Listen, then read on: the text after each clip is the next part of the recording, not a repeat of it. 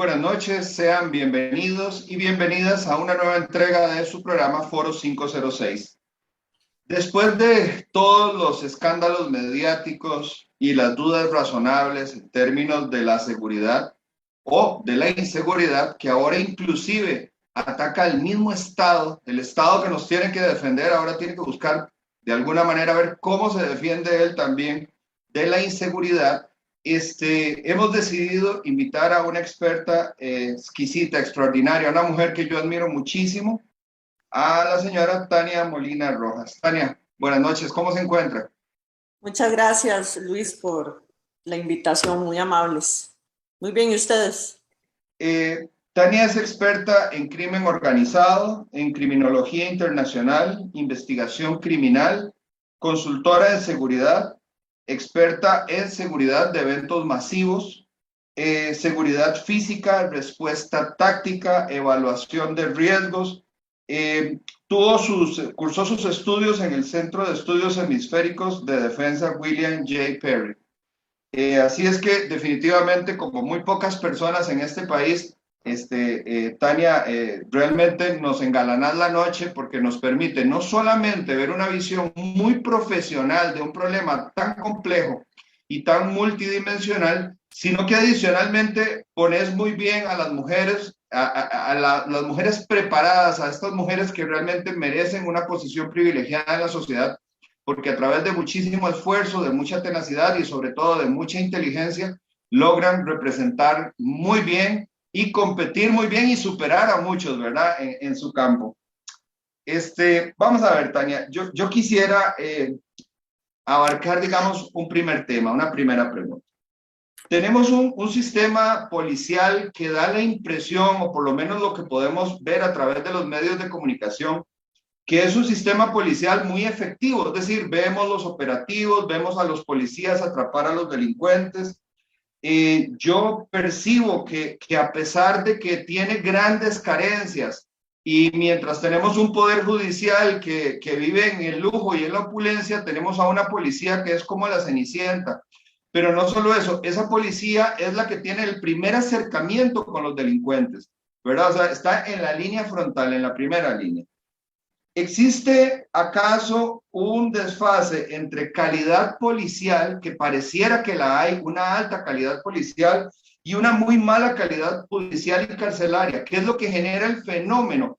Que se invierten los recursos, pero los delincuentes salen y se repiten y repiten y repiten, digamos, sus actos criminales en la sociedad. Bueno, qué bien que empezás con ese señalamiento, porque de las primeras cosas que hay que decir es que obviamente el fenómeno criminal es multicausal, pero la observación que haces sobre la fuerza pública particularmente, que es nuestra policía preventiva versus el poder judicial, es algo que yo siempre señalo.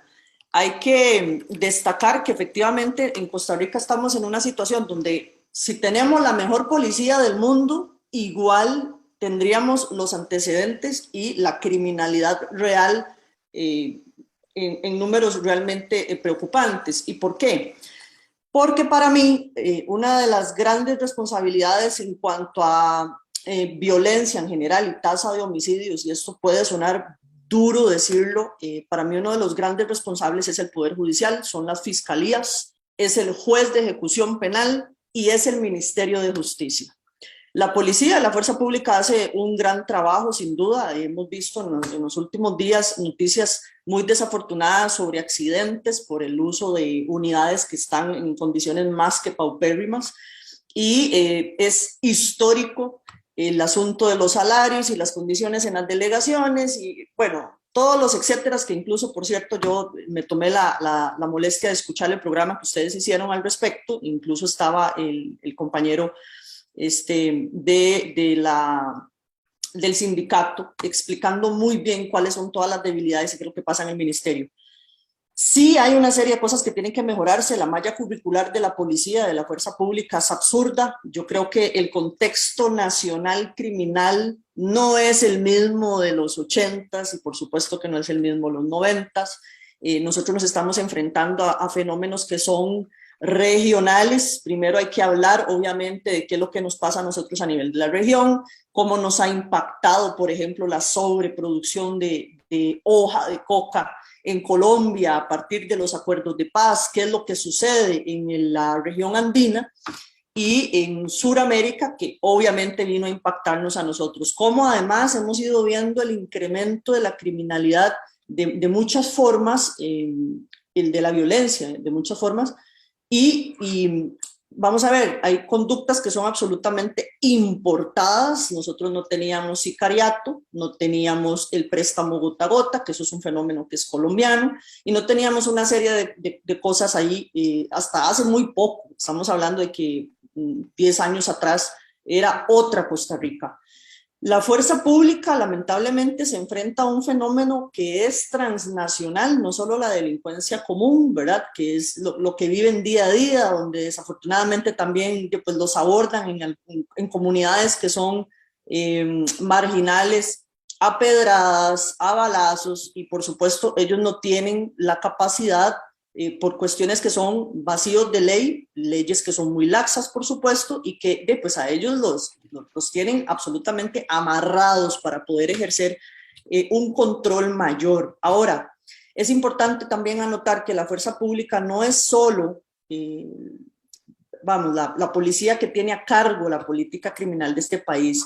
Yo siempre escucho con mucha atención a las personas que hablan sobre seguridad nacional y sobre seguridad ciudadana, y es eso, ¿verdad? Es como le hacen creer al país que el tema solo pasa por ahí. O sea, este país está en índices de criminalidad muy altos y en una tasa de homicidios también muy alta, que supera el 11.3, y que además, a pesar de la pandemia, hubo un incremento. 2020 sube, 2021 sube, a pesar de que nos tuvieron con una serie de restricciones bastante pesadas y muy drásticas. Siempre hay un aumento. ¿Por qué? Porque, bueno, obviamente el delincuente y el crimen organizado no tiene restricciones, no, para ellos obviamente no existe la ley, pero también tiene que ver con que se usó a la fuerza pública, a las policías, incluso a las policías municipales, para perseguir gente, ¿verdad? Para decirnos a nosotros hasta qué horas podíamos tener un comercio abierto, una tienda o una pulpería, cuántas personas pueden estar adentro, e incluso criminalizando varios de los asuntos que tienen que ver con derechos básicos, derechos humanos mínimos, ¿verdad? Como el de salir a procurar el alimento de nuestras familias. Entonces, pusieron a la fuerza pública en una situación muy crítica a partir de la pandemia, pero históricamente el ministerio ha tenido una serie de deficiencias que tienen que ver estrictamente no con la cantidad de dinero del ministerio o las partidas que se asignan, sino con la administración y cómo se pilotea ese ministerio, y eso también hay que decirlo. Y para cerrar ahí la idea, con respecto al Poder Judicial, yo sí creo que tienen mucha responsabilidad, pero también es un asunto político, ideológico, y es esta progresía, ¿verdad? Este fenómeno que hay en América Latina, que es relativamente reciente, de estar validando los derechos del victimario por sobre, ¿verdad?, de los derechos de las víctimas, y el pobrecito, qué injusticia, viendo a ver si los sacan incluso a marchar. Vimos cómo privados de libertad marcharon con ministros, ¿verdad?, en una marcha muy populosa de un asunto que tiene que ver con ideología de género. Hay que decirlo como es. Si hay algo que yo tengo horrible, es la maña de hablar como es, cosa a la que los costarricenses de pronto no están muy acostumbrados, no les gusta mucho, pero las cosas son así. Entonces, la política criminal del país no pasa solo por el Ministerio de Seguridad. El Ministerio de Justicia y Paz tiene una gran incidencia, y el ICD,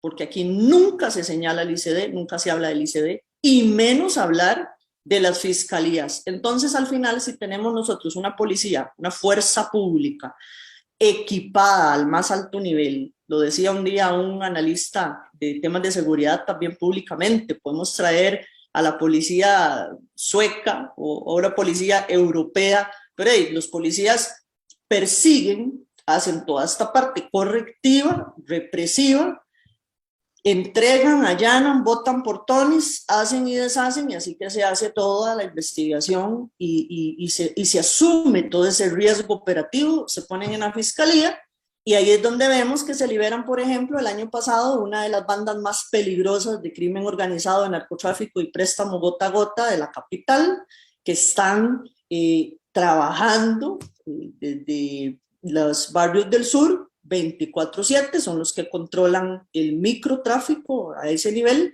y las fiscalías lo que hacen es decir, son errores, ¿verdad? Errores procesales. Entonces aquí hay que señalar que este país tiene índices de criminalidad realmente lamentables, pero hay muchos más actores que no salen a relucir, y yo en los medios de comunicación jamás escucho que responsabilicen a las fiscalías, al Poder Judicial y al resto de los entes que deberían de estar trabajando por prevenir el delito.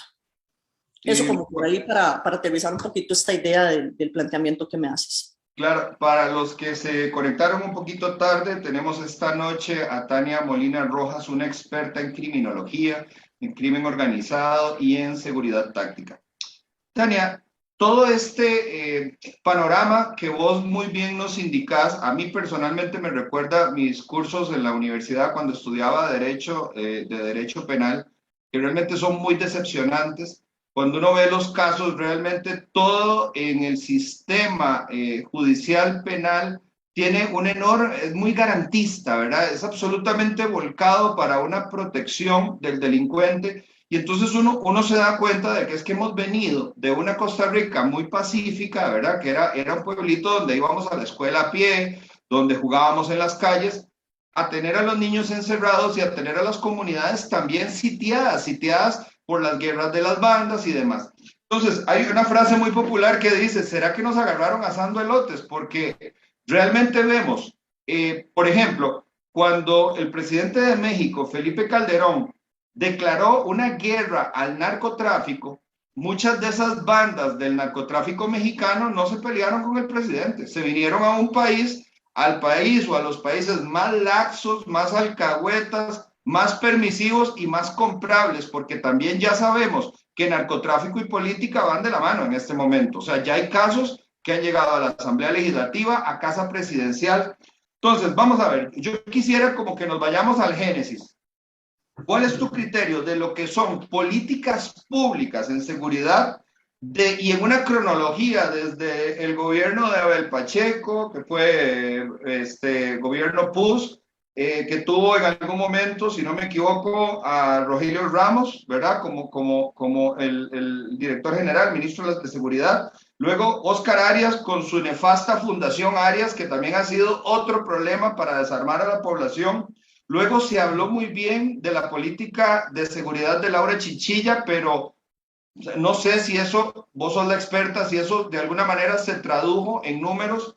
Luego encontramos al nefasto gobierno de Luis Guillermo Solís y las golondrinas, y al gobierno de Carlos Alvarado, que ha hecho hasta lo imposible también para desarmar a la población, y la solución al hacinamiento carcelario ha sido liberar delincuentes en lugar de construir más cárceles. Entonces, viendo todo este cronograma, digamos, ¿cuál ha sido, o a lo mejor no hay políticas públicas con respecto a la seguridad, pero viendo el problema crecer como un cáncer y haciendo metástasis hasta en los pueblitos que históricamente eran muy tranquilos y hoy son lugares también sitiados por el delito, ¿cuál ha sido el enfoque? Porque ya aquí no importa qué partido esté en el gobierno, el asunto es que pareciera que las políticas o las antipolíticas o la ausencia de políticas de alguna manera está abonando en el problema.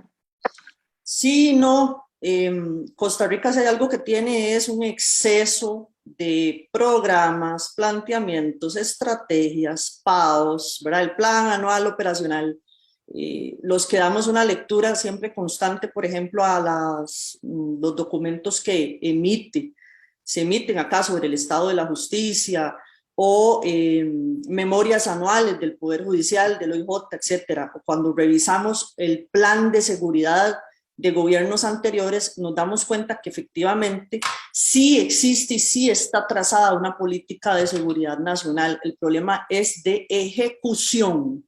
es que no ejecutan, que no hay voluntad política y que para mí prácticamente este país es permisivo porque, por ejemplo, lo decía muy bien, y ahí lo voy a señalar, don Rodrigo Chávez, Costa Rica sabe que no tiene los famosos escáneres, no están monitoreados. O sea, hay una serie de cosas que cuando vos las revisás y las analizás decís, esto es absolutamente adrede, no puede ser otra cosa más que o sea, es un show, es un circo, esto no puede estar pasando porque es casi como son tonterías, claro, tonterías que van a repercutir en la calidad de vida de los costarricenses, en la seguridad y por ende obviamente en la economía, porque nosotros vivimos de la paz, de la seguridad y del turismo.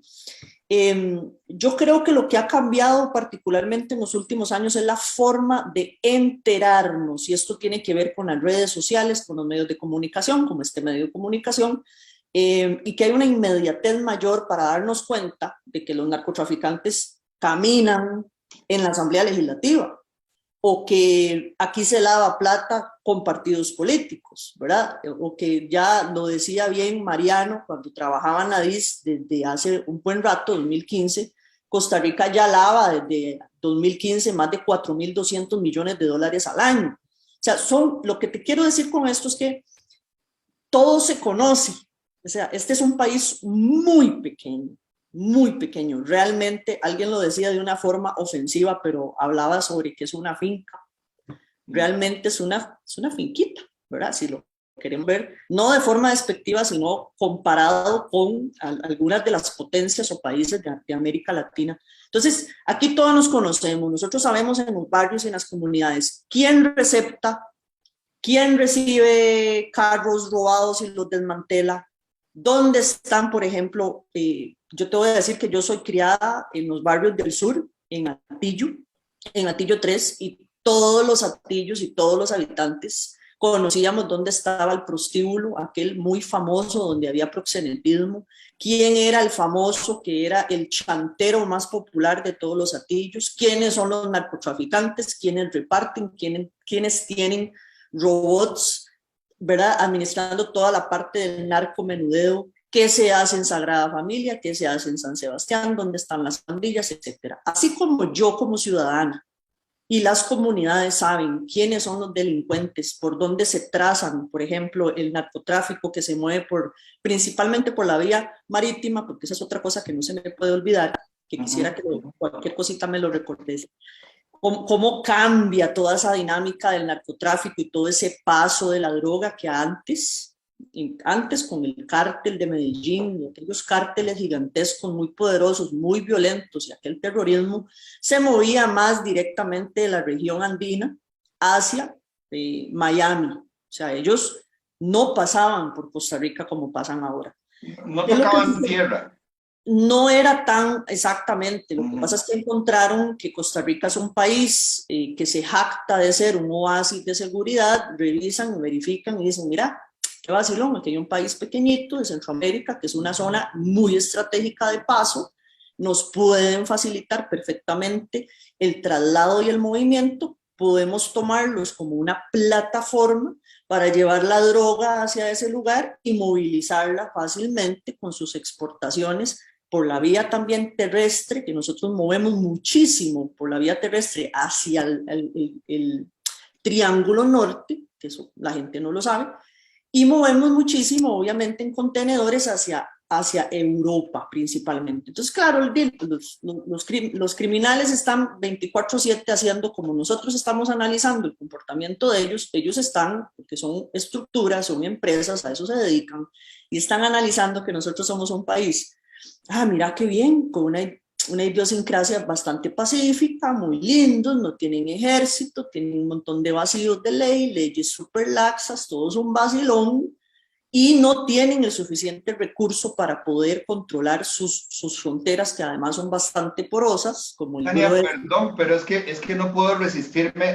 En este programa que hicimos del Soberano esta semana, una de las conclusiones a las que llegamos es que a veces también los que pensamos mal, nos nace la interrogante si la policía no se está debilitando a propósito, al no darle chalecos, dejarle chalecos vencidos, exponerlos a AMPA, recortar el presupuesto, asignar el presupuesto mal, a la no edificación de nuevas cárceles. No digo ampliación de las que hay, no. Nuevas cárceles que permitan quitarse la excusa de la liberación de golondrinas. Pero sobre todo es esto, cae la duda de si se quiere debilitar a la policía para darle una ventaja. Eso es como correr una maratón y dejar que el narco salga 6 horas antes y luego que salga el policía. Bueno, piensa mal y atinarás. Yo creo que la criminalidad, el delito, en términos generales, es un negocio para los estados, ¿verdad? Es como cuando ves esa dinámica entre el narcotráfico en la región andina versus Estados Unidos, que Estados Unidos nos da capacitación, patrullajes, nos dan incluso equipos de el más alto nivel, y es todo aquel juego, ¿verdad? De ustedes siembran, ustedes producen, trafican, nosotros los capacitamos y ahí va, ¿verdad? Es ese círculo vicioso que si uno revisa definitivamente, por eso te decía que este es un país muy pequeño y que si nosotros como ciudadanos sabemos, porque yo te puedo mencionar quiénes, pues yo no vivo ya en los barrios del sur hace 20 años, pero siempre mientras viví con mis papás, todos sabíamos, ¿verdad? Quiénes son los delincuentes, por dónde se están moviendo. Entonces, yo sí creo que las autoridades saben, conocen, por ejemplo, dónde están dónde aterrizan aeronaves, dónde hay aeropuertos, esta especie de aeropuertos hechizos clandestinos, dónde pueden llegar lanchas rápidas, por qué proliferan esas compras en las regiones costeras donde se les va a facilitar poder llegar con lanchas. Todas estas cosas son absolutamente conocidas por las autoridades. A mí sí me parece que no invertir en la seguridad nacional de una forma eficiente prácticamente es una cosa adrede, o sea, tiene que serlo porque sabemos que nos estamos enfrentando a un fenómeno que es obviamente mucho más grande que nosotros. La fuerza pública en todo caso es poca, ¿verdad? La seguridad privada del país, que ese es otro gran tema, pues los dobla, son casi 30.000 hombres y mujeres en la seguridad privada de Costa Rica, que ese es otro temazo, ¿verdad? Al que hay que entrarle para poder apoyarlos y favorecerlos, porque son al final los que nos cuidan, ¿verdad? La fuerza pública no nos puede cuidar. Pero más allá de eso, yo no creo que la policía tenga que estar cada metro cuadrado. Esa tampoco es la solución. La policía al final pues persigue a los delincuentes, tratan de hacer lo que pueden en fronteras con los narcotraficantes, pero bueno, ellos son gente que maneja recursos muy elevados. La plata que tienen la pesan, la ponen en pesas, no la cuentan. Los pobres somos los que contamos la plata, ellos la ponen en pesas literalmente, ¿verdad? Entonces, obviamente tienen acceso a toda la tecnología, todas las herramientas y, por supuesto, encontraron en este país a lo largo del tiempo, y ahí me voy a retroceder un poquito a lo que estábamos hablando, que fue lo que pasó, ¿verdad? Las políticas públicas en seguridad, claro que. ¿Qué pasó con las políticas? No las vemos, ¿verdad? No sabemos si existen, pero. Sí existen. Si vos revisás e investigás, sí hay políticas públicas, incluso cuando uno lee los planes de gobierno de los partidos. Bueno, para mi gusto, en este proceso le faltó muchísimo a todos los candidatos con respecto al tema de seguridad. Para mí, yo quedo muy asombrada porque es un asunto vital. Nosotros estamos en una tasa de más de los 10 puntos, lo cual es realmente preocupante porque somos una sociedad enferma, ¿ok? Pues eso es una epidemia de homicidios lo que nosotros tenemos. Cada 18 horas en este país se comete un homicidio doloso. Aparte de que, por supuesto, hemos visto cómo ha incrementado, a pesar de la pandemia y el encierro, todo lo que tiene que ver con los delitos contra la propiedad, que creció un 7% al cierre del año pasado, y cómo entonces, a pesar de estas políticas restrictivas que implementaron, no se logra contener la violencia a nivel nacional. Hay una serie de cuestiones, hay mucho factor criminógeno que obviamente va a favorecer el fenómeno, pero sí hay que decir, políticas públicas se han trazado. Ahora, ¿qué ha pasado para mí en los últimos años, particularmente en los dos gobiernos del PAC. Obviamente ellos están muy enfocados, y ahí mencionar el tema de las armas de fuego. Entraron con un proyecto bastante pesado, bueno, esto fue con Mata, el exministro Mata, y obviamente Michael Soto hasta la fecha sigue diciendo que a los civiles nos tienen que, en la medida de lo posible, desarmar. Estas son políticas que son absolutamente progresistas. Y cruza datos inexactos diciendo que el crimen se provoca con las armas que están registradas, que pagan sus, bueno, lo que se tiene que pagar, el permiso de armas y sacar el examen psicológico, cuando sabemos todos que el crimen organizado anda, pues, armas de la industria ilegal de armas, del tráfico ilegal de armas, ¿verdad? Por supuesto, eso, las armas de fuego. Yo tuve la oportunidad de presentar un proyecto en el William J. Perry sobre tráfico de armas y la industria de seguridad privada, y aquí quiero hacer un señalamiento.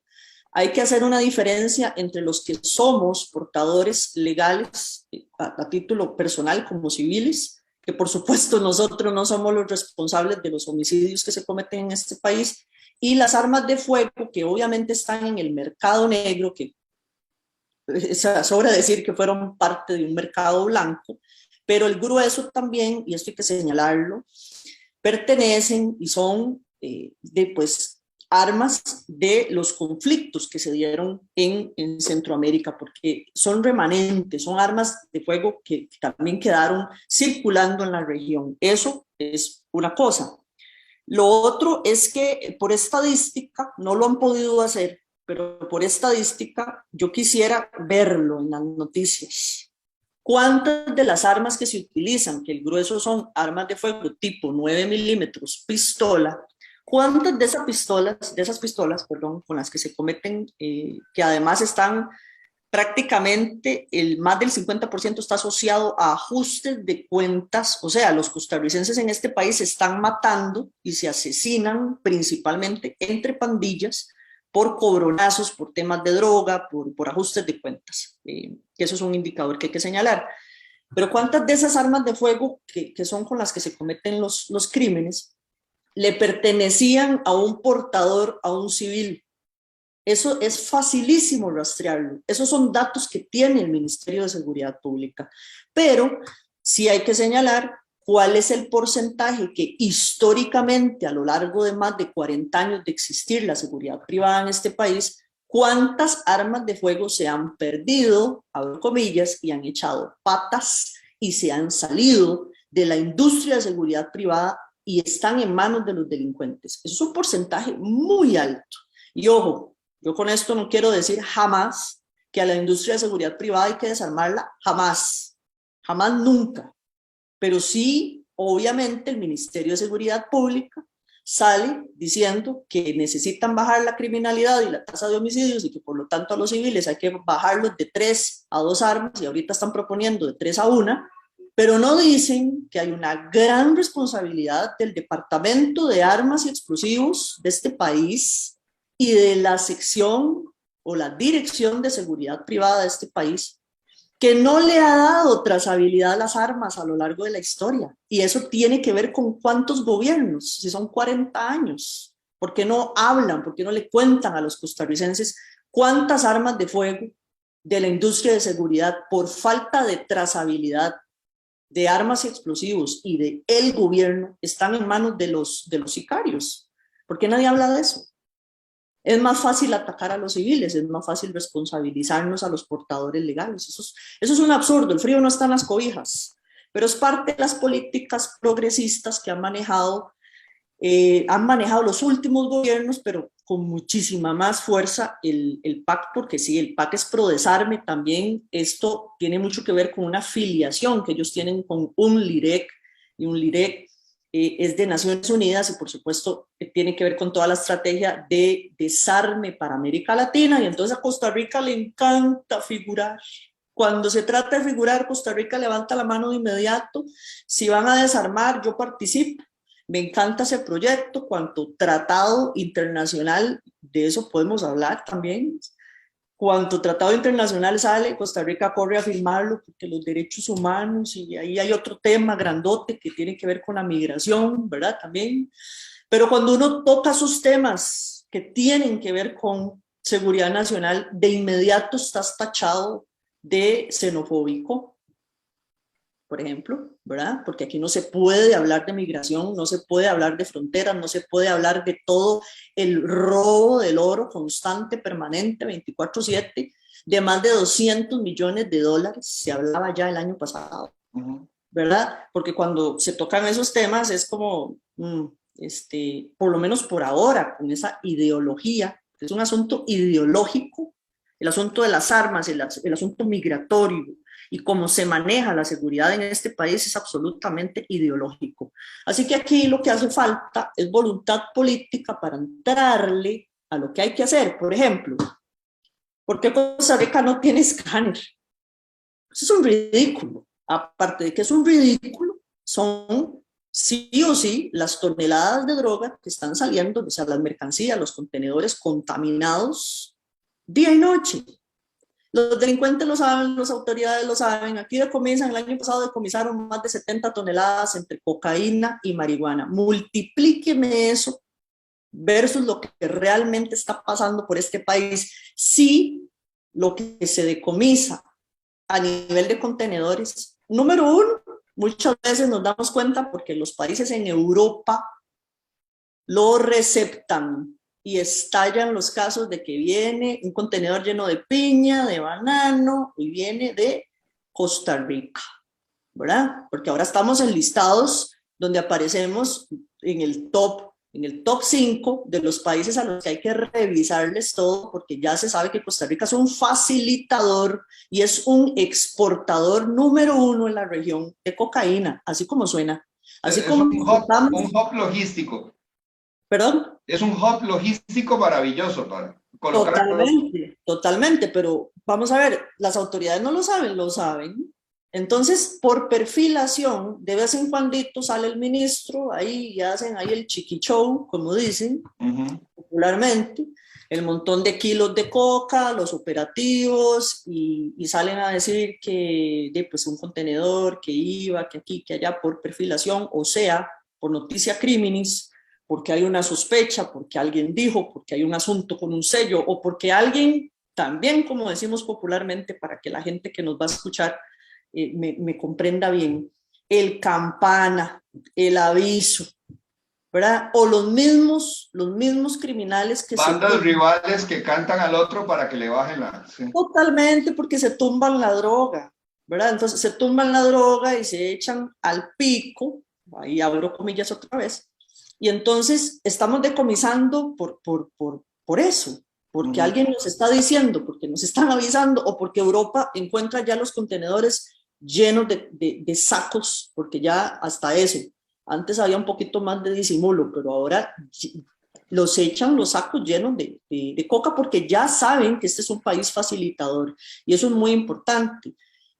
Nosotros deberíamos de tener los escáneres funcionando. Yo espero que con este nuevo gobierno, que tienen muchos desafíos, pero lo que yo quiero ver es acción, porque sabemos qué es lo que hay que hacer. La línea, la estrategia está ahí, eso ya está trazado, es nada más alguien que llegue de verdad y tenga ganas de ejecutar. ¿Y sabe qué necesita este país? Valientes, un montón de valientes que le quieran entrar a los temas de frente. Yo quiero ver gente que le entre aquí al crimen organizado transnacional, que le ponga un límite a los narcotraficantes, y no solo a las bandas que operan en América Latina, sino los italianos, la mafia italiana y la mafia que opera en Europa, que sabe que Costa Rica es un vacilón. Yo quiero ver un valiente que de verdad ponga a funcionar los escáneres y que realmente estén monitoreando 24/7 como tiene que ser con las autoridades. Otra persona que en el Ministerio de Justicia y Paz le entre de verdad al asuntito de no soltarlos. De no soltarlos, número uno, porque esa es otra política progre, estar soltando delincuentes por doquier con tal de quedarle bien a Naciones Unidas. Perdón, eso es así. Naciones Unidas viene y señala a Costa Rica y le dice: Costa Rica, ¿qué pasó? Ustedes son el epítome de la democracia en América Latina. Tienen hacinamiento en tasas muy elevadas, o sea, revisen, y nos ponen plazos. Eso es así. Ahora, Entonces, Tania, yo quiero llevarte a un tema, bueno, quiero llevarte a muchos temas, pero quiero llevarte a dos temas en donde me parece que es muy relevante que nosotros como ciudadanos hagamos un examen. Uno tiene que ver con los escáneres y sobre todo con el tema de radares, que vos apuntás que con eso podríamos hacer una gran labor, pero eso lo voy a dejar para después. Tocaste el tema migratorio y para mí ese tema es trascendental porque en este país es prohibido. Recuerdo que Sergio Mena iba a presentar un proyecto de ley en algún momento que decía que los niños de nicaragüenses que nacían en suelo costarricense, eliminar el concepto de jus sanguinis, de jus solis por jus sanguinis, es decir, que no simplemente porque un niño nace aquí ya es costarricense y tiene todos los derechos y todas las demás cosas que el país otorga, sino que se hiciera por voluntad, un jus sanguinis, o sea, que después de 18 años o 21 años el muchacho pueda ir y decir, bueno, este es mi récord criminal, no o sea, lo tengo limpio, he sido un buen ciudadano, amo este país y quiero ser, y quitar las alcahueterías que dejan a un delincuente ligado al país porque simplemente se casa con un nacional o tiene un hijo aquí, entonces ya no hay cómo mandarlo de vuelta a su país donde tiene el récord criminal. Entonces, yo no te voy a comprometer a hablar en forma positiva ni negativa. Yo tengo mi propia opinión con respecto al presidente de El Salvador, Nayib Bukele. No es tanto lo que él esté haciendo, si lo está haciendo bien o lo está haciendo mal, independientemente de cómo se quiere evaluar. Una de las cosas que le ha hecho una enorme presión ha sido justamente Naciones Unidas, porque él está confrontando los problemas de la delincuencia, de las maras, de estas mafias, de las bandas organizadas, de crimen organizado, y cada vuelta de tuerca que está generando en menos de un mes ha atrapado más de 14,000 mareros y los tiene con hacinados, les tiene racionamiento de comida, no les permite ni la visita conyugal, ni, o sea, y entre más se intensifica la violencia, más los castiga. Entonces, si vos comentaste al principio que el tratado, el acuerdo de paz de Colombia lo que hizo fue lanzarnos un montón de delincuentes y armas a Costa Rica, y yo te comentaba que la política de Felipe Calderón de la guerra contra el narco lo que hizo fue mandarnos a los narcos para Costa Rica, ¿qué pasa con cada apretón de tuerca que haga Nayib Bukele? ¿Nos va a trasladar o ya nos trasladó? O sea, el tema de las maras en Costa Rica es un fenómeno que ya existe en medio de estas guerras de bandas.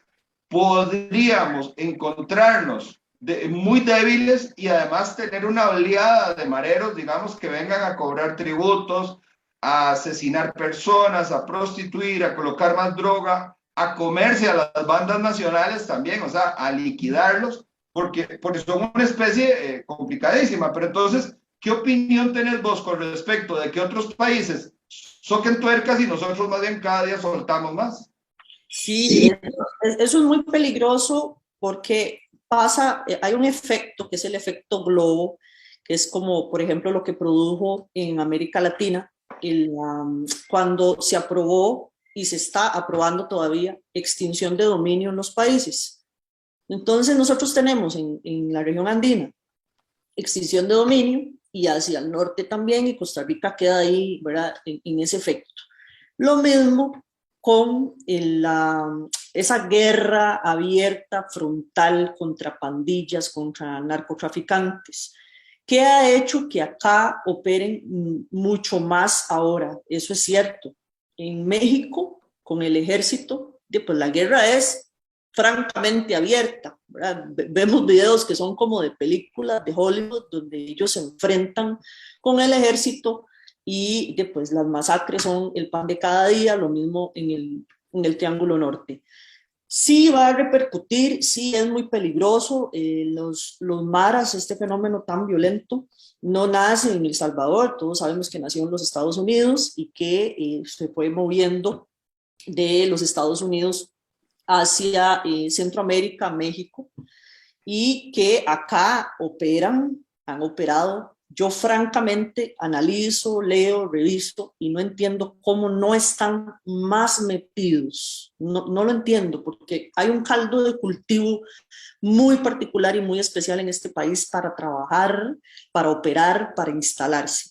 Sí se han visto muchísimos casos y principalmente por lo mismo, porque a nosotros en Costa Rica nos viene muchísimo desde siempre, históricamente, mucha migración nicaragüense, pero mucho salvadoreño también y muchas personas de Guatemala y de Honduras, que por supuesto migran por la violencia, por la desigualdad y por la pobreza. Ellos, al verse obviamente tan reprimidos de esta forma, pues perfectamente podrían buscar instalarse mucho más en este país, porque además nos conocen, ¿verdad? Nosotros somos vecinos y ellos saben cuál es la idiosincrasia del país, cuáles son, ¿verdad? Los espacios donde se puede trabajar, saben que hay un montón de debilidades. Todo mundo aquí maneja información, datos como cuántos efectivos hay en nuestras policías, qué pueden hacer y qué no pueden hacer. Las armas, que incluso nosotros tenemos oficiales de la fuerza pública que usan revólver, ¿verdad? Revólver calibre 38, versus las armas que ellos podrían utilizar y que además están muy acostumbrados, porque es un asunto cultural, están muy acostumbrados a cometer crímenes de los más violentos que se pueden pensar, ¿verdad? Y están muy acostumbrados también por la guerrilla y por obviamente por cómo se manejan dentro de las pandillas a utilizar armas de grueso calibre y cometer todo tipo de crímenes horribles. Ellos sí operan en este país, el que diga lo contrario vive en otra galaxia. Eso es como el crimen organizado colombiano, las bandas operan acá, mexicanos también, hemos visto células del cártel de Jalisco Nueva Generación y otros también que no de ahora, sino de siempre. Eso es como cuando la gente se sorprende y dice que en la política ahora los narcotraficantes caminan por la Asamblea Legislativa y ahora la penetración del crimen organizado en la política. No, o sea, eso desde Vesco, desde Robert Vesco, estamos hablando de los 70s, 80s. Por ahí un político muy famoso decía que ojalá hubiesen más Vescos en Costa Rica, ¿verdad? Y tenían el beneplácito y el aplauso de autoridades políticas superiores, dicho por la Comisión de Seguridad y Narcotráfico, ¿verdad? En el informe aquel, un informe a medias, porque pues, nunca se supo sobre los 60 nombres de los políticos que estaban escritos en la tarjeta de Caro Quintero. ¿Cómo vivía Caro Quintero en este país? Cómo utilizaba el aeropuerto nacional, cómo entraba y salía, cómo tenía una propiedad y una mansión y lotes y quintas a la par del aeropuerto más importante de Costa Rica. Entonces, lo que te quiero decir con esto es que el fenómeno en Costa Rica no es para nada nuevo, que si se encuentran mareros no sería la Mara 13 o Mara 18, una cosa que deba sorprendernos, sí, muy lamentable, porque por lo que te decía también, que están muy acostumbrados a ejercer una violencia muy fuerte sobre las personas, sobre las comunidades, la extorsión, incluso como ellos se manejan dentro, ¿verdad? Con estos procedimientos que ellos tienen a lo interno de sus propias pandillas. Es un fenómeno muy grueso, muy delicado, que perjudica mucho al país, pero sí Bukele sigue ejerciendo esa gran presión muy fuerte en el Triángulo, obviamente en El Salvador particularmente. Y nosotros tenemos mucha represión en Colombia y hay muchísima represión en México, pues es muy fácil que se instalen estas organizaciones y empiecen a ejercer muchísima presión y nosotros vamos a ir viendo cómo muta el fenómeno criminal, que además ya lo hemos ido viendo con los años, ¿verdad? Nosotros antes no veíamos homicidios múltiples, no veíamos gente decapitada, no veíamos personas quemadas, todo esto empezó a modificarse. Por ejemplo, prácticas que tienen criminales en el crimen organizado en México de meter sus enemigos en ácido, vivos, etcétera. O sea, todas esas cosas se van a ver. La tortura en su mayor expresión. Sí, y yo francamente no soy optimista. Yo creo que las cosas van a empeorar y van a ir empeorando porque además, perdón, pero ¿por qué nosotros teníamos que ser una diferencia en la región? O sea, éramos un país bastante seguro por lo que te decía, o sea, en los 80s, en los 90s había una dinámica que era, vamos a ver, muy directa en cuanto al mar para mover las toneladas de cocaína hacia Miami, ¿verdad? Cuando en Estados Unidos se refuerza muchísimo más y se abre aquella guerra directa contra el narcotráfico y las drogas, ¿verdad? La guerra contra las drogas, y ejercen toda esa presión, obviamente vamos quedando países en el centro y estamos ahí disponibles y pues obviamente somos una gran posibilidad y una gran oportunidad. No debería sorprendernos porque lo hemos visto cuando revisamos las estadísticas, las cifras e incluso la forma de operar de los delincuentes, vamos a notar que ha habido un incremento significativo y no tiene por qué no serlo si nosotros como país le estamos facilitando a los delincuentes vivir acá. Esto es un paraíso, esto es un paraíso porque además hay otra cosa, a los narcotraficantes los mueve el capital y este es un paraíso para lavar plata. Y aquí, por ejemplo, deberían de haber cerrado el portillo para que los políticos reciban dineros en efectivo en sus campañas, ya sea para comprar una bandera o unos adhesivos, unas camisetas o comprar el café y las galletas o el yodo de la gente. O sea, son cosas que no deberían de darse. Y principalmente porque se está lavando dinero al final con, valga la redundancia, el dinero de los costarricenses, porque reciben dinero los políticos y los políticos luego llegan con sus facturas a cobrar deuda política. ¿Cómo es el asunto? Entonces, este es un país que tiene un montón de portillos abiertos y para el lavado son, o sea, es espectacular este país para hacer esto. Entonces, la colocación, el encubrimiento y la integración del dinero sucio está acá y está en el sistema financiero nacional. Y ahí hay otra cosa también importante que decir. ¿Qué pasa con el sistema financiero nacional? ¿Qué pasa con los bancos? ¿Qué tanto revisan? ¿Cómo hay una complicidad absoluta del sistema financiero? Porque olvídese, o sea, aquí una persona se abre una ventanita, empieza a vender verdura y de un pronto a otro andan un Maserati.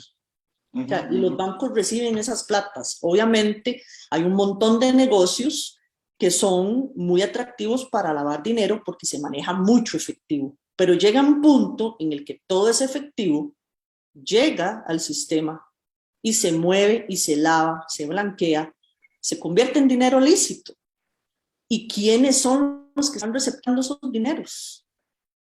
Es más, aquí lo puedo decir también. En algún momento en un programa muy interesante, no recuerdo bien el nombre, me queda de tarea de unos colombianos, hicieron una investigación sobre cómo el crimen organizado opera en Costa Rica y cómo postulan ellos que se compran vehículos acá en las ventas de autos, no de segunda, sino las agencias de autos, cómo reciben dinero en efectivo y simulan las facturas. Usted me trae su plata, se lleva un vehículo de altísima gama, yo finjo que usted me está pagando por mes y le hago una factura. Esas cosas pasan aquí.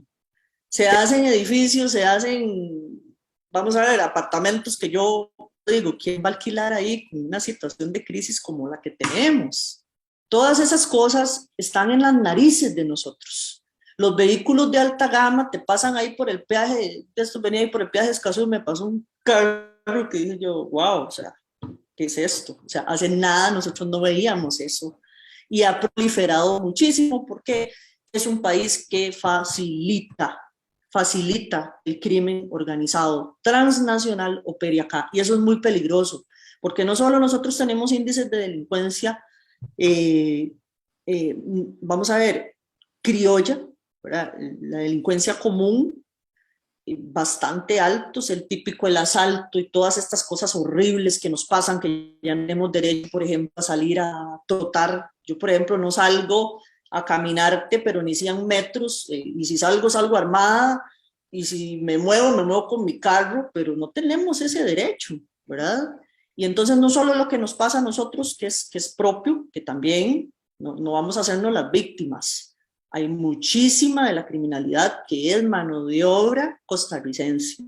Que hay criminalidad que es importada, sí, pero ya llegó y se instaló. Y los ticos aprendieron muy bien y hay bastante violencia. O sea, las calles son un indicador de cuán violentos son los costarricenses ahora, ¿verdad? Lo vemos como la gente ahora con muchísima más facilidad resuelve sus conflictos con violencia, como en los colegios, que ese es el otro boom, ¿verdad? De ahora, particularmente este año, en el primer trimestre, hemos visto un montón de escenas muy lamentables entre muchachitos, niñitos, adolescentes, personas que están resolviendo sus conflictos por la vía de la violencia. ¿Y por qué? Bueno, porque se hace apología del delito, los medios de comunicación tienen mucha culpa de lo que está pasando. Todas las narcoseries y todo, sí, es que es algo impresionante. Sí, aparte de todo eso, porque hay muchos, eso es un gran debate, hay muchas personas que dicen que las narconovelas se pueden ver y que no van a incidir, ¿verdad? Y que es un derecho de expresión y que es parte de las libertades que deberíamos tener todos, pero a mí me parece que, digamos, tiene más que ver con la forma de comunicar, ¿verdad? Los noticieros también, o por ejemplo, una campaña como la reciente, una campaña electoral donde vimos cómo se hacía apología del suicidio, cómo se hace también apología del delito, porque en América Latina es muy cultural. Pero cuando yo digo de los medios de comunicación es, si los medios de comunicación no postulan y no señalan a los reales responsables, para mí son cómplices, son corresponsables. Por eso te decía ahora, porque no se está hablando del Poder Judicial y de la incidencia que hay en este país delictiva, gracias a toda la gente que liberan. La incidencia criminal que hay en este país gracias a las fiscalías. ¿Qué es lo que está pasando en Sagrada Familia y en los barrios del sur? Gracias también a que hay una banda bastante grande que fue liberada el año pasado, de más de 15 sujetos y miembros de la banda, porque hubo un error. Entonces, ¿por qué no hablan de eso en las noticias? Claro, y es que en este programa que hicimos, que le dimos el primer pase, digamos, al tema de la seguridad, por lo menos en este año, encontramos, digamos, una disyuntiva. Si usted tiene un presupuesto determinado y con ese presupuesto usted puede ir a cazar, atrapar o no sé cómo se le llama, capturar delincuentes, y cada operación tiene un costo determinado, no sé, de X cantidad de dólares, y lo atrapas, lo llevas y no han llegado a la comisaría cuando ya el delincuente está suelto, entonces tenés el presupuesto desgastándose en los mismos, ¿verdad? Yo te quería, para pasar al siguiente tema, hacer una pregunta. Muchas personas creemos que Nicaragua en su política, bueno, algunos dicen que es dictatorial, digamos que es un dictador Ortega, pero independientemente de eso pareciera que todo el tiempo que tiene de estar en el poder ha tenido cero tolerancia con el tema de las maras. Entonces, ¿será que esta política tan estricta de Ortega nos ha protegido como un muro, como un muro de fuego, digamos, para que no lleguen? Porque el marero no viene en avión, como vienen los dominicanos y como vienen los colombianos, ¿no? El marero viene por tierra. Entonces, ¿será que este mito es parte de la realidad, digamos, por la cual hasta el día de hoy algo nos hemos protegido de las maras? Sí, es una realidad. Cuando se estudia sobre las pandillas en el cono norte, en el Triángulo Norte, perdón, siempre se hace ese señalamiento de cómo Nicaragua le ha servido a Costa Rica de alguna forma y cómo nos han blindado, pero eso tiene mucho que ver con el régimen, o sea, que para mí sí lo es, ¿verdad? De cómo ellos ejercen estas políticas tan, vamos a ver, restrictivas, dictatoriales. Ellos lo saben, o sea, los maras saben dónde pueden moverse y dónde no. O sea, Nicaragua efectivamente es un lugar que nos blinda y nos protege, porque si ellos entran a ejecutar con la misma fuerza con la que lo hacen en El Salvador, en Guatemala y en Honduras, nosotros estamos listos. Ciertamente sí nos favorece todo lo que las políticas que tienen en Nicaragua ahora. Hay un ejército, hay una policía que es bastante agresiva, que reprime a la gente, y hay un contexto ahí político, social, que sí ha impactado negativamente para los nicaragüenses en lo social, en el tejido social, positivamente para nosotros, para atajarnos toda esa problemática, porque yo, como te decía, francamente, con todo el caldo cultivo que hay en este país, no entiendo cómo no vienen en masa, así como entran día y noche, porque se levanta un pedacito de una cerca, que eso también es muy lamentable y muy triste, porque pasan por condiciones horribles los que migran, por pobreza, por necesidad, por temor, ¿verdad? Por miedo, porque no tienen acceso a las cosas mínimas. Eso es una cosa horrorosa.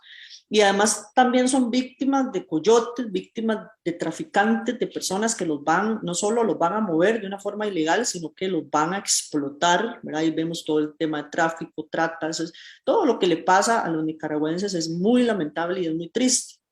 Pero al existir toda esta problemática, parece mentira, todo el contexto político que es tan fuerte y cómo se reprime a la gente en ese país, pues los maras no han visto una oportunidad para ejercer y moverse y tomar el control, porque ellos prácticamente tienen el control, es que son miles, y sí tienen el control de muchos sitios de la población y de muchas comunidades. Para responderte fácilmente, sí, Nicaragua con sus políticas y con su forma de ejecutar, nos guste o no toda la política y toda esta dinámica general, nos atajan a los maras y nos atajan por lo menos ese fenómeno puntual, pero igual, no, vamos a ver, no es una garantía, porque también nosotros no tenemos una relación tan buena.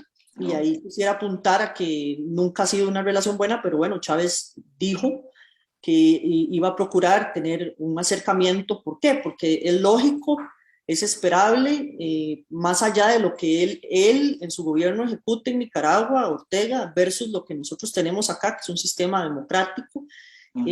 Sí tenemos que canalizar temas como las exportaciones y todo lo que se mueve por la vía terrestre. Tiene que haber una estrategia y una buena relación con la policía y en lo posible, por lo menos para contener el tema de fronteras hasta donde se pueda, porque nunca se ha podido, nunca se ha podido. O sea, la frontera es absolutamente porosa y el recurso humano que nosotros tenemos no alcanza. Ahora, Tania, hay una leyenda, yo no me consta que sea realidad en su totalidad, pero se dice que en aquel conflicto Estados Unidos-Cuba, en la época de los finales de los, bueno, el conflicto fue en el 63, 64, se extendió por algún tiempo. Fidel Castro tomaba a los delincuentes más peligrosos que tenían las cárceles y les decía, tienen un único chance, los monto en una lancha y se van a Estados Unidos a hacer daño allá y no me regresan a la isla. Cuando aquí yo no soy tan políticamente correcto, entonces yo digo, bueno, asesinato de una muchacha en una playa del Pacífico, hay señalado, el tipo es un nicaragüense. Hay un problema en el sur de Limón, aparecen señalados varios nicaragüenses. Aparecen del montón de femicidios que hay, aparecen señalados, y bueno, no estoy diciendo todo, ¿no? Aparecen señalados nicaragüenses. ¿No te hace sospechar que este conflicto político de Luis Guillermo Solís y de Carlos Alvarado con, bueno, y de Laura Chinchilla, con Daniel Ortega podría estar generando que entre los migrantes nos estén filtrando delincuentes como una manera de vendetta, de afectarnos a nosotros y, bueno, es una política de limpiar Nicaragua y ensuciar Costa Rica? Sí, claro que sí.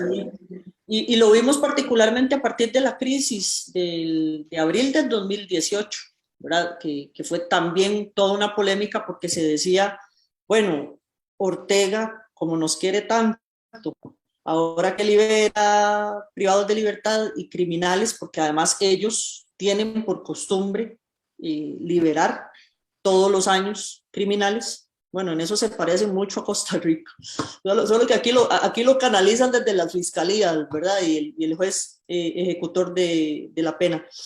Pero ellos lo hacen dándoles una especie de perdón, y ahí es donde se pensaba con mucha preocupación para quienes analizamos el fenómeno, de pues este señor no tiene nada que perder. O sea, la posibilidad de que en esta crisis, y pasó, se dieron muchos testimonios de nicaragüenses que estaban acá, que huían de la represión y de los crímenes que se estaban cometiendo, porque efectivamente asesinaron estudiantes y asesinaron civiles, venían huyendo, y muchos decían en las noticias, y no sé si te acordás de aquel evento desafortunado que se dio en el Parque de la Merced, ¿verdad? Entre costarricenses con sus banderas versus nicaragüenses y toda la gran oleada de personas que estaban llegando, que incluso estuvieron haciendo sus necesidades en el parque, acampando en ese parque, durmiendo en ese parque.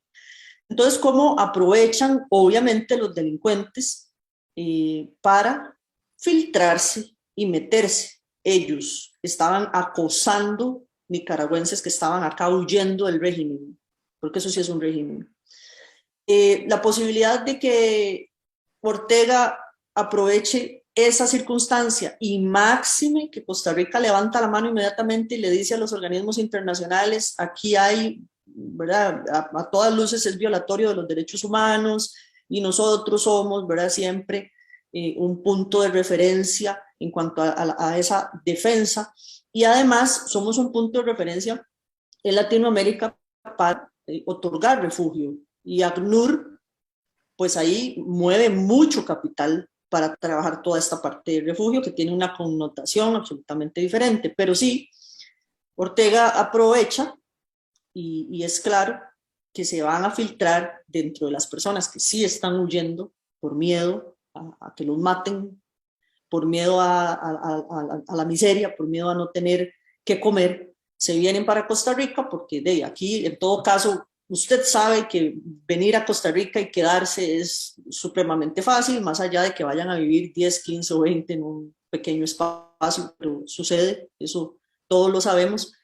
Sí ingresan a Costa Rica, y yo sí creo que se aprovecha esa coyuntura y esa situación de crisis para que ingresen personas a cometer delitos. Ahora, es muy importante también, siempre lo anoto, por estadística, cuando se revisan los datos y las memorias anuales, por lo menos oficiales, a menos que nos mientan, cuando revisas esos datos, que son anuales del Poder Judicial, por estadística, vamos a ver, estamos un 10-2, ¿verdad?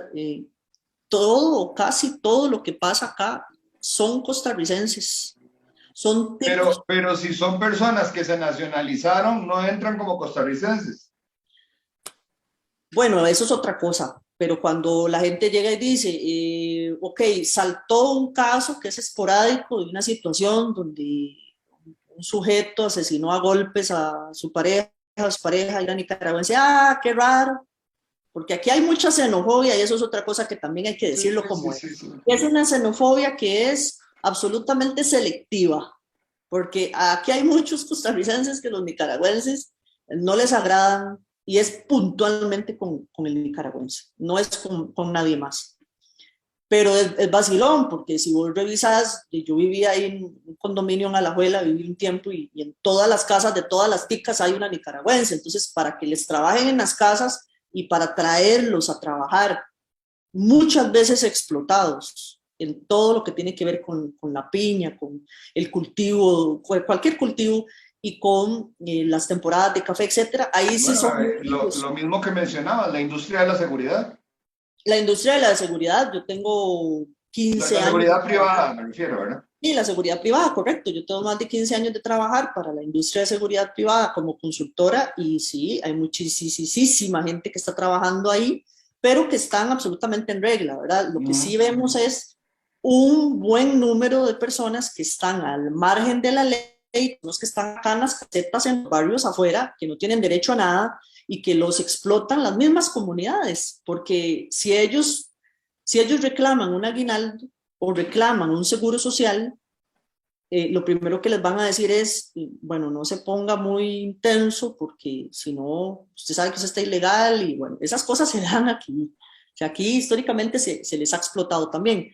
Pero sería muy ingrato decir que, que la criminalidad de este país es extranjera. O sea, que el grueso de los nicaragüenses que vienen acá cometen delito, porque eso no es cierto. No es Eso no es cierto. cierto y por estadística no es cierto. Y cuando voy ahí otra vez, usted revisa las memorias anuales, que son muy bonitas, muy interesantes y muy didácticas, que cogen toda la cantidad de denuncias y todo lo que hace el OIJ al año, ahí usted ve cuántos delitos se cometen con armas de fuego o con armas blancas, cuántos son por hombres, cuántos por mujeres y la víctima, ¿verdad? La victimología, el reloj criminal, etcétera, y la nacionalidad. Y siempre estamos, ¿verdad? Por eso te digo. No es representativa, no es para nada representativa, y igual en las cárceles. O sea, perdón, pero el costarricense se hizo violento. Nosotros tenemos delincuentes que son, la delincuencia es tica y son bastante violentos y ahora se ven prácticas que no se veían antes, y los asaltos, todas estas cosas que nos están pasando en el día a día, en la cotidianidad, es costarricense. Entonces la gente tiene que despertar. La Costa Rica cambió y va a seguir cambiando. Yo honestamente no creo que las cosas se vayan a mejorar en el corto plazo. Creo que nos vamos a enfrentar a muy malas noticias, y no solo por un tema. Vean, ahora, por ejemplo, estamos en medio de un asunto muy delicado con ciberdelito. Bueno, ahí se evidencian varias cosas. Una, que lo hablamos en redes sociales, la desconfianza absoluta que tiene, eso es peligrosísimo, peligrosísimo, esa desconfianza absoluta que tiene el costarricense en el gobierno. O sea, lo primero que se señala es, no, esto no es cierto. El primer sospechoso del hackeo ruso no es un ruso, sino es el gobierno de Costa Rica. Exactamente. Increíble. Es increíble. Ahora todo es como, bueno, es del PAC, cualquier cosa que sea PAC, ¿verdad? Les pasan las del cuento del lobo. Y como se han dado tantos casos de corrupción históricos en estos últimos dos gobiernos, que todo es posible y lamentablemente, vea, se pierde la credibilidad en las instituciones y eso es peligrosísimo, ¿verdad? Porque la gente dice, ay, ahí salió Carlos Alvarado a dar unas declaraciones, pero no le cree, pero ni la mamá, ¿verdad? Eso es lo que uno lee en las redes sociales, y acaso la esposa, que todo esto se está haciendo adrede, que es un autosabotaje, que lo están haciendo porque hay información vital muy importante, que ya Chávez había señalado. Cubrir actos de corrupción y para tapar tortas. Exacto, y más allá de eso, de si es o no un autosabotaje, ¿verdad?, del gobierno para encubrir cosas que, bueno, podría ser perfectamente, se pierde la esencia, porque al final nosotros somos un país absolutamente vulnerable, el Estado es muy vulnerable, el ciberdelito existe y se va a dar en Costa Rica, y este es un país que sufre muchísimo y además ha habido un incremento muy significativo también al cierre del año del 2021 en todo lo que tiene que ver con las estafas, los timos y estos delitos de phishing, todo lo que es el robo de la información, toda la ingeniería social, cómo te estafan, cómo te llaman, ¿verdad? Cómo todos podemos ser víctimas de timos, de fraudes. Ahora con esta información, que más allá de quién haya sido, quién fue, la información se dispara, se sale, y entonces los delincuentes aprovechan para llamarte y procurar con el timo del falso funcionario de Hacienda o X cosa, porque tienen toda tu información. Entonces, más allá de quién haya sido el actor, es crítico y se le resta importancia, por supuesto, y credibilidad, porque hemos tenido muchos casos de corrupción muy simbólicos que han afectado muchísimo al país y que ahí sí afectan los derechos humanos de todos los costarricenses. ¿Por qué? Porque somos hoy más pobres.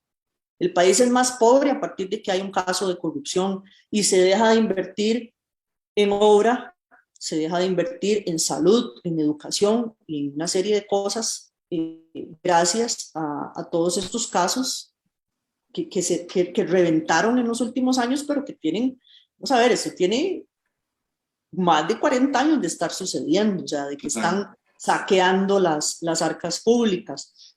Pero sí, lamentablemente yo veo que pierde credibilidad el Estado, pierde credibilidad las instituciones, incluso se dejan decir cosas en medio de una campaña política que hasta pierde credibilidad uno de los órganos más importantes de este país, cuando la gente dice va a haber fraude y se señala al Tribunal Supremo de Elecciones, por ejemplo, ¿verdad?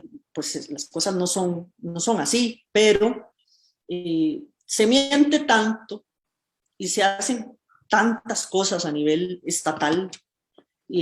Por supuesto que no son todos, son algunos agentes o personas que están tomando decisiones, entonces se generaliza. Eso es como cuando se habla de un funcionario público. Todos los funcionarios públicos son malos, todos los funcionarios públicos roban. Eso no es cierto.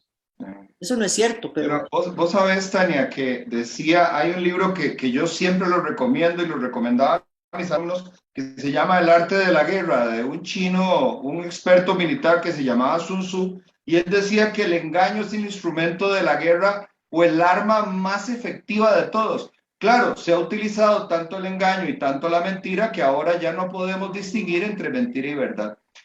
Tania, quiero hacerte una última pregunta. Yo agradezco la generosidad del tiempo, pero esta pregunta la dejé para el final. Hace unos días te escuché en un programa de televisión, en una entrevista que te hicieron, y cuando vos hablaste yo me quedé impactado porque Rodrigo Chávez dice que una buena forma de sacar el narcotráfico, no dice eliminarlo, pero de combatirlo, es a través de barreras de escáner. Entonces, la pregunta va en dos vías. Primero, el escáner es capaz de, o dicho de otra forma, el escáner se coloca como las estaciones de pesaje y solo se revisan trailers, o se puede revisar vehículo pequeño. ¿Hay alguna tecnología que detecte, digamos, no el menudeo, pero sí, no sé si me explico, 10 kilos, 30 kilos, que puede ser una forma de enfriar y de distribuir la droga?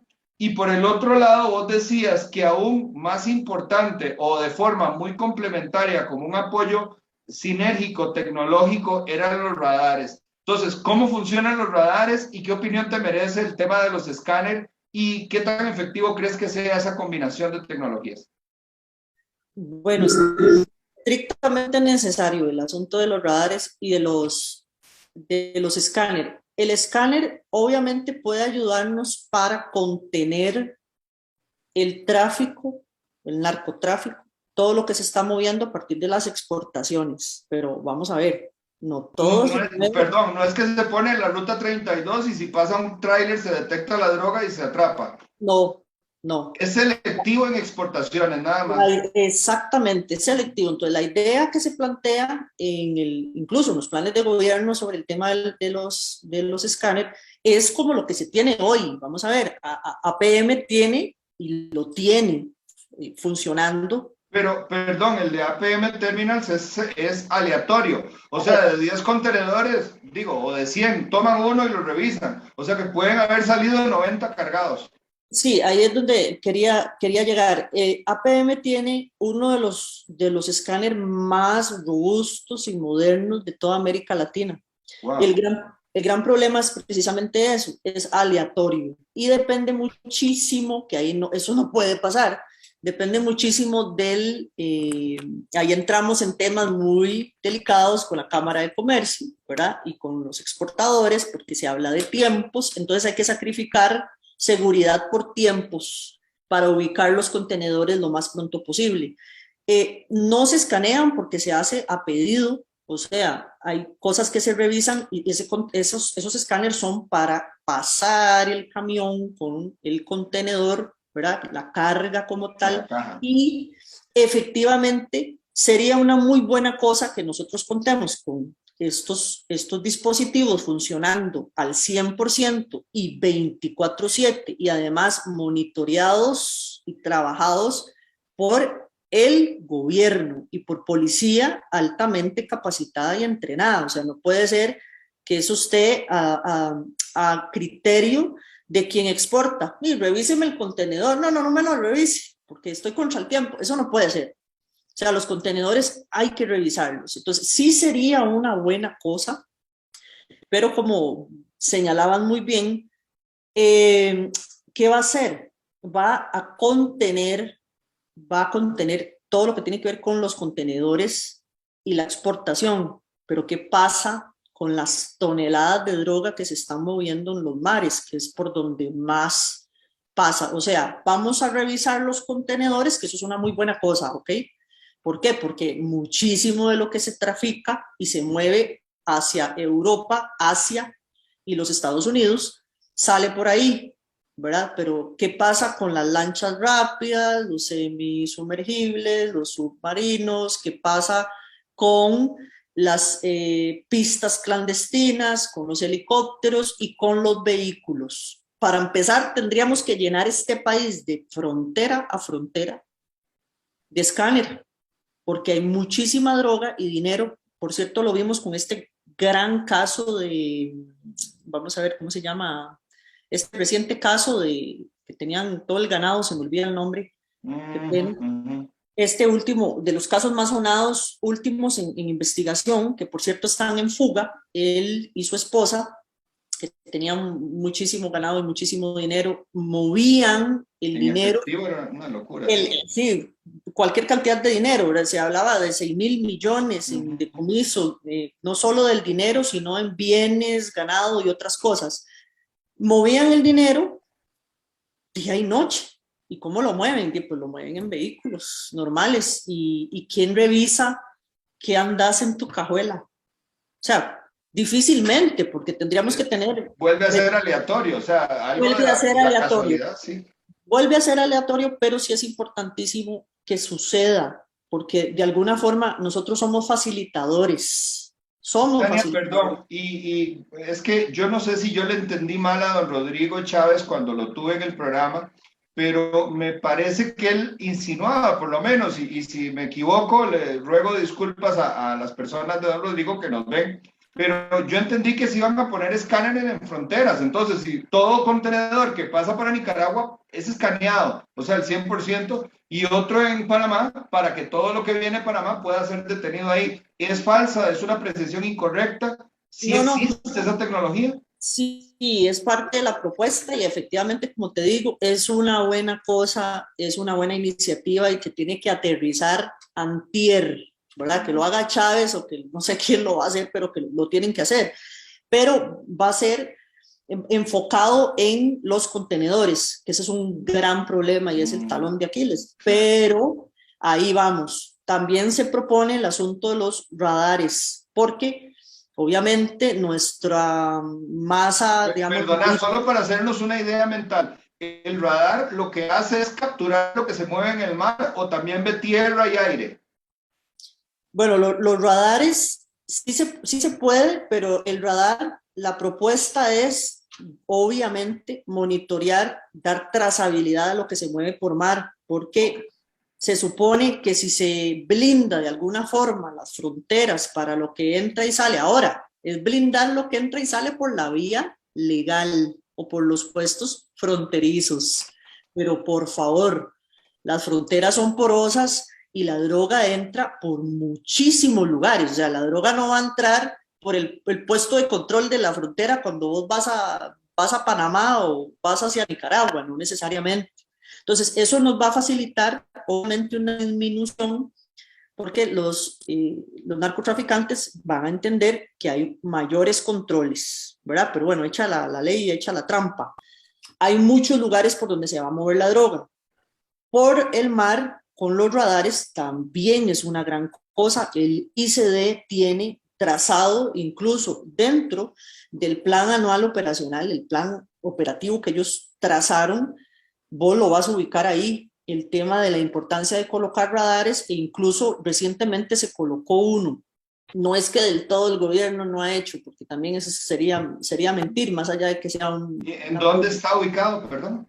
Eso está en este famoso sector que es sur-sur, ¿verdad? Okay. Denominado sur-sur, todo lo que tiene que ver con OSA. Burica, ajá. Ajá, correcto, porque en OSA es una zona que es altamente transitada, ¿verdad? Por ahí donde se han ubicado muchísimas lanchas rápidas, por eso te decía al principio del programa que todo está trazado, todo se sabe, todo se conoce, el país sabe qué es lo que tiene que hacer, dónde, cuándo, cómo. Es simplemente ejecutar. Este es un problema de ejecución, que nadie se quiere, como dicen popularmente, comer la bronca, porque nadie se quiere meter con los narcotraficantes. Y el Poder Judicial, de vez en cuando, uno siente o ve o escucha que hay jueces y hay fiscales que tienen miedo, y es un gran problema, porque cuando las autoridades judiciales, por ejemplo, reciben amenazas o están liberando bandas completas y delincuentes, por algo será, ¿verdad? Porque tampoco eso es gratuito. Yo creo que al Poder Judicial, no sé cómo se va a dar, pero tiene que surgir un cambio radical ahí, y esto lamentablemente no tiene que ver con Zapote, no tiene que ver con el nuevo presidente, sino que ya eso es un asunto estructural del poder como tal, ¿verdad? Y de la fiscalía. Y otra cosa que no se me olvide antes de cerrar, del Ministerio de Justicia y Paz, es cómo se le achaca siempre la responsabilidad, no sé si lo has escuchado en los medios de comunicación, que se pasan privados de libertad hacia ámbitos o sistemas más abiertos, ¿verdad? Porque el Instituto Nacional de Criminología le otorgó, porque hizo un análisis, porque hizo un diagnóstico y porque emitieron un criterio. Y yo siempre lo digo, el Instituto Nacional de Criminología no existe y no es un instituto per se. La gente cree y sueña y se imagina que el Instituto de Criminología es un edificio lleno de criminólogos que están haciendo un análisis de los perfiles de los delincuentes, y que entonces ellos dicen, este sí, este no, este va vamos a ver, para una convivencia, algunos salen, están con la familia, luego regresan, etcétera, ¿verdad? Todos los sistemas que hay, diferentes a la privación de libertad, y los sistemas que son semiabiertos y abiertos. Eso no es cierto. O sea, el Instituto de Criminología son reuniones de coordinadores del sistema penitenciario, que son trabajadores sociales, psicólogos y orientadores, que son los que le dan trazabilidad al perfil del criminal. Pero es una ingratitud que la gente tenga en la mente que son criminólogos de un instituto que tiran a la gente a la calle. Es que eso no es cierto. Ese criterio no lo emite necesariamente un profesional en ciencias criminológicas. Son coordinadores, son reuniones que se hacen, del personal que está destacado en los centros penitenciarios, y ellos son los que toman esa decisión, obviamente con el juez de ejecución penal, ¿verdad? Eso hay que revisarlo. Ahí se requieren cambios radicales en justicia y paz, y en cómo se administra, por supuesto, a los privados de libertad, porque al final ellos son una sociedad, las cárceles son paisitos, ahí sucede de todo. Ellos tienen sus pulperías y todo tiene precio, y por supuesto conviven como en una comunidad y cometen delitos igual como si estuviesen afuera, ordenan homicidios, ajustes de cuentas y amenazas, extorsionan, etcétera, etcétera, etcétera. Entonces ahí hace falta un cambio radical también en la forma en la que se administra el sistema penitenciario nacional. Tania, hay una tesis de mi buen amigo Otto Guevara, a quien le envío un saludo porque yo sé que sigue el programa. Otto decía algo así como sacar de circulación. Él decía, mientras se logran cambiar, por ejemplo, los estamentos del Poder Judicial, que no se quiere, el Poder Judicial no quiere que lo toquen desde la Asamblea, pero tampoco se quiere reformar desde adentro, ellos no envían los proyectos, toda la vida es un tema de presupuesto y todo, ellos creen que se arregla con plata. Pero Otto Guevara decía que mientras el delincuente se saque de circulación, al menos se va a reducir la incidencia de ese delincuente en la sociedad. Entonces, vos compartís la tesis, porque a veces uno piensa que el crimen organizado es como cortarle una cabeza a una serpiente y le vuelven a salir dos más, ¿verdad? pero funciona realmente cambiando la política a una política de mayor contención, de mantenerlos cumpliendo condena, de no liberar a los delincuentes, como vos decís, con criterio criminalístico, ¿verdad? Que se sepa que hay un delincuente que no el señor que no pagó la pensión, sino un delincuente peligroso, o del narcotráfico. ¿Realmente sería esa una solución o no hay solución para el crimen organizado? No, sí, claro. Una de las porque el fenómeno es multicausal, ¿verdad? Pero hablando estrictamente del sistema penitenciario, sí es importante, aunque suene feo. Aquí se dice popularmente que Costa Rica encarcela demasiado.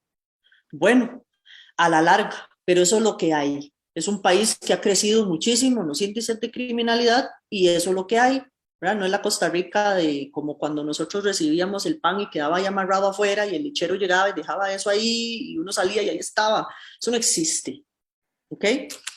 Lo que sí hay que decir es que en el sistema penitenciario tienen que abrir más espacios carcelarios, sí o sí. ¿Hay hacinamiento? No libere.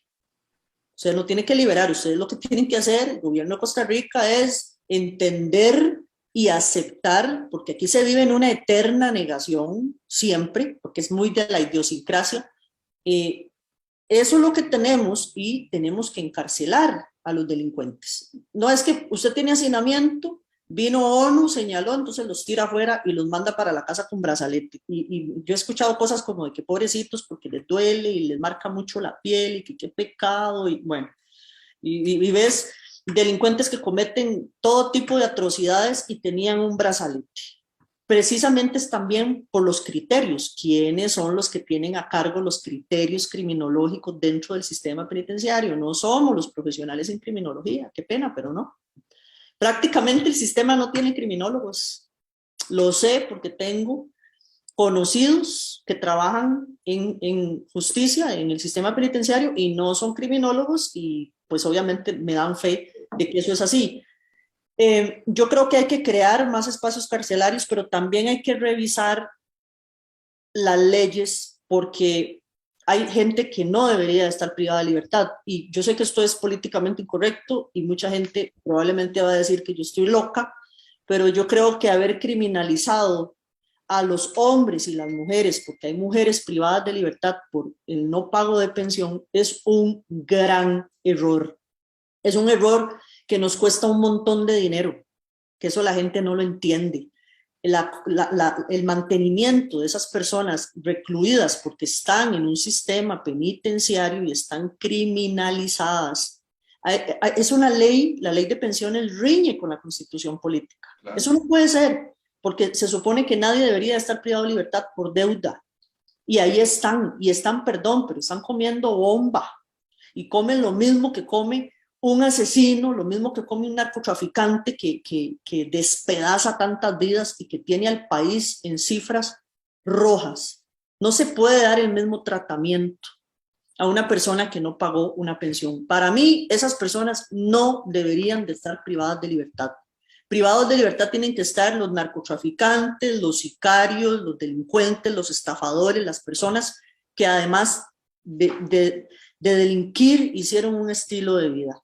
Pero hay personas que a la larga habría que revisar con criterios profesionales, técnicos, criminológicos. Ok, usted es un delincuente primario porque, perdón, o sea, se no va a meter aquí una persona porque se robó una lata de atún, no, porque tenía hambre, ¿verdad? Pero si encontrás, cuando hay un homicidio, que la persona que asesinó a la venezolana en el hotel, se le revisa y resulta que tenía 85 pasadas, ¿verdad? 25 pasadas por distintos delitos. Siempre se escuchan las noticias, el sujeto tenía antecedentes penales, siempre. Y ya lo dicen, no se ponen ni rojos en los medios de comunicación. Tenía una serie de antecedentes por tenencia ilegal de armas, robo agravado, y lo dicen como si fuera un chiste, así lo repiten. No, tienen que ir a pedirle explicaciones a la Fiscalía y al Poder Judicial y revisar, porque si hay algo que este país tiene son leyes, demasiadas leyes. Hay que revisar las leyes, verificar qué es lo que nosotros estamos penando con cárcel, ¿verdad? Pero no sacar a los cacos, perdón. O sea, tirar una banda, como ya dije 100 veces, completa, probada por las comunidades y por la policía, a que sigan delinquiendo, eso es una barbaridad, y están contribuyendo a que el país se vaya al abismo, porque mientras este tipo de políticas sigan adelante, nosotros no vamos a mejorar. Este año se proyecta un año ya de por sí, con el primer trimestre, con lo que hemos estado viendo en cuanto a estafas, delitos contra la propiedad, asaltos, asalto a vivienda, asalto peatón,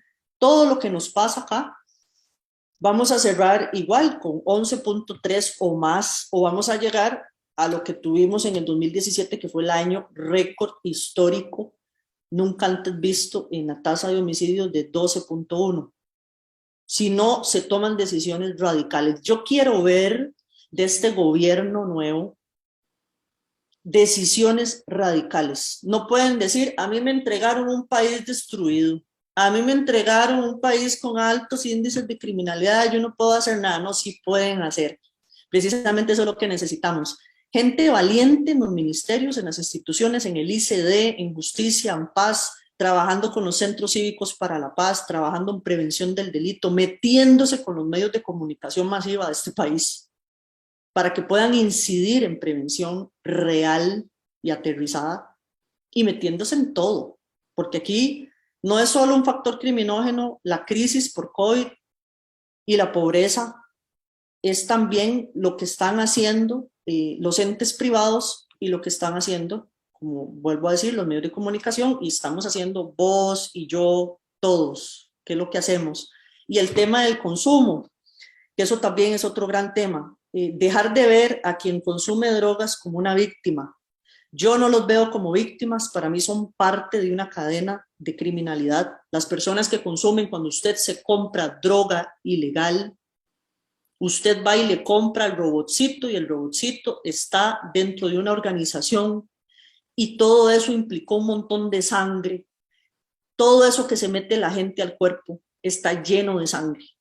Por lo tanto, son parte del problema. El abordaje que hay que darle a las personas que están en consumo tiene que dejar de ser del pobrecito, qué pecado, cómo le ayudamos, porque es lo mismo que se hace con los delincuentes. Son parte del problema, y aquí se requiere definitivamente políticas disruptivas, gente que llegue y tome decisiones y haga lo que tiene que hacer y le entre sin miedo, para que nosotros podamos recuperar la paz que teníamos. Yo sí creo que es reversible siempre y cuando exista voluntad política. Tania, bueno, agradecidísimo por tenerte acá, agradecidísimo por la generosidad de tu tiempo. Yo no me canso de decir esto: cuando yo me encuentro un profesional de tu calibre, me siento súper orgulloso, se me llena el pecho de decir que soy costarricense. O sea, realmente sos de esas personas que ponen el nombre del país en alto. Siga adelante, le deseo muchos éxitos en esta nueva faceta que viene, en esta nueva etapa de estudio, de posgrado. Espero tenerla aquí de nuevo en algún momento, porque creo que el tema da para muchísimo. Buenas noches. Agradecidísimo, de verdad. Y pues por supuesto les agradecemos a todos ustedes que nos hayan acompañado, y los esperamos muy pronto, los miércoles a las 5 de la tarde, en una entrega del Soberano, un programa en donde usted puede participar. Se abre una llave de acceso y se trae un tema. Este tema vamos a extenderlo esta semana también, el tema de seguridad, con un experto. Entonces usted puede entrar, darnos su opinión, darnos sus experiencias. Y los domingos con el Foro 506 en esta edición, en una entrevista cara a cara. Tania, buenas noches y muchísimas gracias. Buenas noches, gracias a vos por traer este tema tan importante, y para mí un privilegio poder comentar y aportar un granito de arena haciendo conciencia. Mucho más que un granito de arena, créanme. Buenas noches, muchas gracias.